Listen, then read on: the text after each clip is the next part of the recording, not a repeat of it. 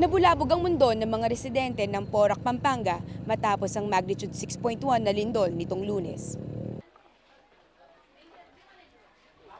Sa Barangay Pio, dose-dose ng mga pamilya ang nasiraan ng tahanan dahil sa lakas ng lindol, tipong parang sumasayaw daw ang mga dingding sa kanilang paningin.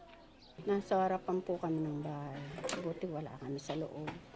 Tapos kasalukuyan po ginugupitan ko yung apo ko. Bigla na lang lumindong na ganun. Tapos bigla na lang akong bumilibag. 3 beses yun, tatayo ako. Tapos babalibag na naman ako. Ayun, muntik pa nga akong masagasaan ng tricycle. Yung pag nung ganun, bumaksak na talaga yung biglaan yun, yung pagbaksak niya. Maririnig mo talaga yung pag ganun ng mga lakas, parang hinahalog talaga yung bahay namin.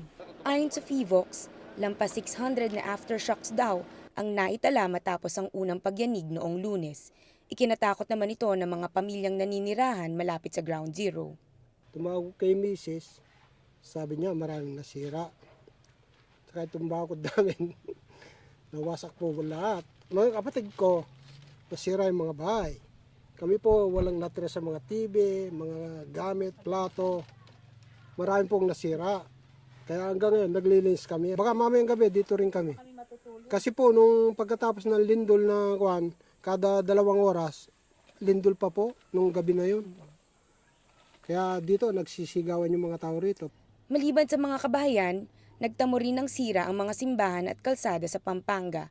Bumagsak ang bell tower ng Porac Church matapos ang lindol na siyang nagtulak sa Archdiocesan Committee on Church Heritage sa Pampanga upang irekomenda ang pagsasara ng mga heritage churches pansamantala.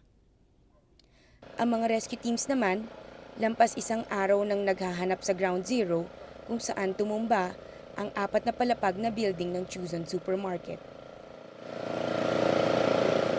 Ayon sa mga opisyal, 5 na ang patay at 8 na ang na-rescue mula sa gumuhong building.